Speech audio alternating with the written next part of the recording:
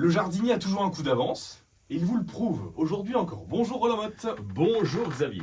Prendre l'avance sur les rosiers, parce que c'est pas la floraison du tout là. Ah non, non du tout, la floraison viendra au mois de juin, juillet, août, ça dépendra. Mais là, il faut les tailler pour essayer de leur garder une belle forme, les nettoyer un petit peu. Et ça se fait en ce moment, alors ça se fait normalement après les grosses gelées et avant que les feuilles démarrent. Mais des fois, c'est pas évident parce que des fois, il y a des grosses gelées et les feuilles ont démarré. Donc, Comment on fait? Eh bien, on fait en ce moment. Voilà. Ah bah d'accord. En ce moment, jusqu'au 15 mars, là, on a un peu de temps pour tailler les rosiers. Les rosiers sont des plantes résistantes, elles tiennent au froid, même si les feuilles, certaines feuilles gèlent à cause d'une gelée printanière, ça repousse. C'est vachement large votre fourchette entre maintenant et le 15 mars. Ah bah c'est large, ça fait un mois quand Bah même. oui, c'est large, Ben ouais. oui, mais on n'a pas que ça à faire de tailler les rosiers, donc il y a aussi Oui. un peu d'autres choses à faire dans la maison ou alors à l'extérieur, à laver la voiture par exemple, j'en sais rien, ou faire la vidange de la tondeuse, et donc Oui.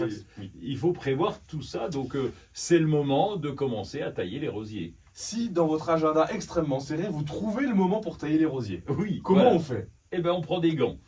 Oui, oui. ça, même moi j'y avais pensé. Vous Eh voyez. ouais, ben, si vous y pensez pas, le rosier vous le rappellera Oui. assez rapidement. C'est vrai.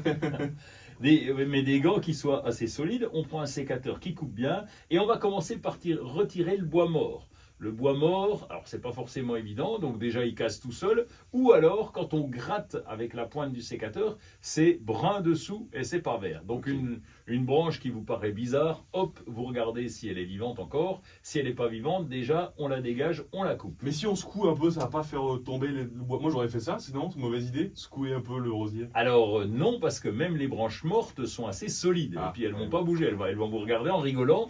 Même si elles ont encore un soupçon de vie, elles vont se marrer. Elles vont l'utiliser pour se moquer de Ah, moi. oui, vous voyez à quel point le rosier est tordu. Hein. Bon. Quoi d'autre? Alors ensuite, on a fait ça, on va aérer le cœur, on fait un peu comme je vous l'ai déjà raconté pour les fruitiers, mais on aère le cœur pour que le soleil vienne dedans. Et puis, normalement, les branches extérieures, on va essayer de couper à 3 yeux. Les yeux, en fait, c'est les bourgeons. On appelle ça les yeux, mais c'est les bourgeons. On va compter depuis la base 3 yeux et on va prendre le bourgeon extérieur. L'idée, c'est que si on laisse juste à la fin un bourgeon extérieur, c'est que la sève alimente plus facilement le dernier bourgeon et les branches vont aller vers l'extérieur et non pas vers l'intérieur. Donc ça fait à peu près 20 cm de haut, ça fait la taille d'un sécateur si vous voulez vous repérer. Bon bah c'est fastoche, on fait ça pour tous les rosiers, on est peinard. On fait pas ça pour tous les rosiers. Non mais quoi Ben oui, ben on fait pas ça pour tous les rosiers.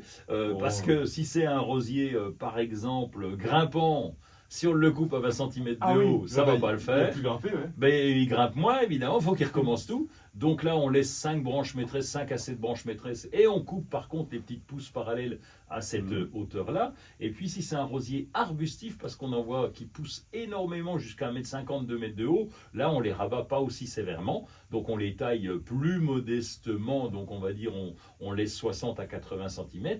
Et puis il y a aussi une autre technique qui est de dire je ne taille pas du tout. Et donc, c'est bien ça. c'est bien, oui, c'est bien. Donc en fait, on sait que les roses viennent sur le bois de l'année. Donc si on taille pas, on aura des roses au-dessus et moins en bas, mais ça épuise moins le rosier. Donc c'est aussi une possibilité quand on a de la place. Mais pourquoi on s'embête alors? Ben parce que il fallait faire une chronique, Ah bon, oui. tout simplement. Et donc vous reviendrez l'an prochain pour faire la même, parce que c'est Eh tous les ben, ans. évidemment, oui. Et je vous referai la même blague. Ah ben vous n'êtes pas obligé. C'est comme on veut. C'est le jardinier qui décide.